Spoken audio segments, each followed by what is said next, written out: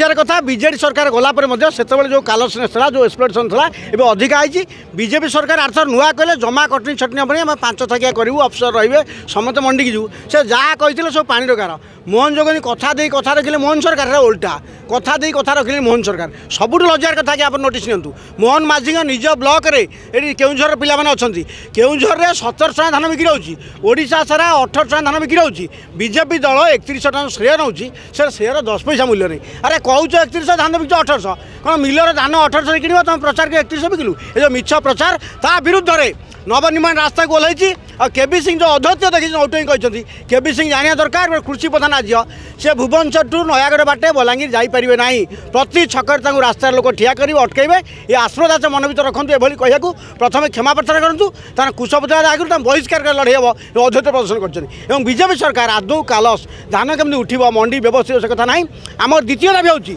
होशार Miller व्यवस्था संपूर्ण उच्छेद हो एफसीआई धान कि मिलर किणवे ना लुटपाट हम ना एफसीआई सीधा धान नौ छत्तीसगढ़ ढांचारे आंध्र ढांचारे जमी पाड़ी किण अच्छी मंडी हो मंडी ना मंडी लुटपाट भी धान किणारू 500 ରୁ 1000 कोटी नेता नापी जोगाड़ कर 5000 कोटी मोटा व्यवस्था आज्ञा आपड़ आग लोक खड़ी पैसा खाऊले बालू खाऊले जंगल खाऊले कोईलर खाऊले एवं धान पैसा खाइबार बड़ परंपरा आई विरुद्ध में अक्षय कुमार मनोहर ओली आम सब मिसिक